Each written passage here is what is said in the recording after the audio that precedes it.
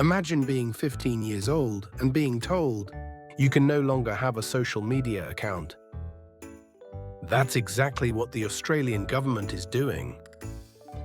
Starting December 10, 2025, social media platforms operating in Australia will have to take reasonable steps to prevent Australians under the age of 16 from creating or keeping accounts.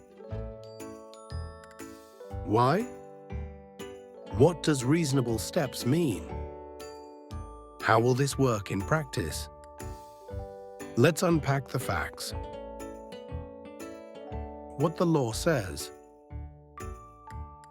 In November 2024, the Australian Parliament passed the Online Safety Amendment Social Media Minimum Age Act 2024, amending the Online Safety Act 2021.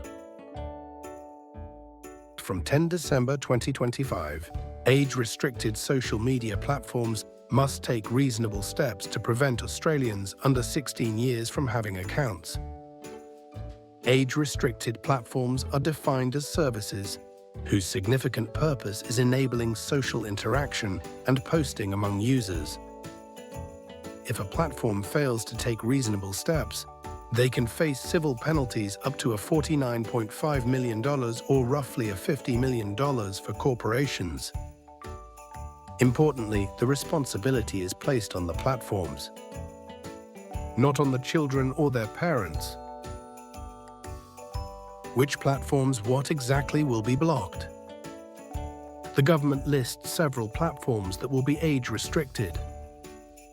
According to the regulator eSafety Commissioner, Facebook, Instagram, TikTok, Snapchat, X, YouTube and others will be included. For example, on the 5th of November 2025, age-restricted lists were published. The streaming platform, Twitch, was confirmed to be included under the ban from December. Having an account is the focus. The law does not necessarily prevent viewing content, depending on platform or service. Why the government is doing this? The Australian government says the move is about protecting young people's well-being, mental health and safety online. The new regulatory scheme is part of a broader online safety strategy by the eSafety Commissioner. According to the official fact sheet, the SMMA puts the onus on social media platforms to ensure fundamental protections are in place. How it will be implemented. What platforms must do. Platforms must take reasonable steps to prevent account creation or retention by under 16s. They must use age assurance methods, for example, e-verify or estimate a user's age via IDs, facial analysis, third-party verification or other methods approved by eSafety. Privacy protections platforms must ring-fence and destroy personal data collected for age assurance, comply with privacy laws like the Privacy Act 1988. There will be a review of the law within 2 years of commencement to assess its operation. What this means for children, parents and platforms. For children under 16 in Australia, they will not be prosecuted for having an account, but platforms may delete or block the account. For parents, the burden is less on you to verify your child's age. The law focuses on platforms doing their part. For platforms, non-compliance could mean very high fines. They must overhaul their age checks and user flows ahead of December 2025. Known issues and criticisms. Some critics say the law may be rushed, overbroad, may have unintended consequences, like driving kids underground to unregulated services. Privacy groups warn about data collection for age verification, biometric risks, surveillance concerns. Platforms and creators also warn the definition of social media may catch legitimate services or educational health platforms inadvertently.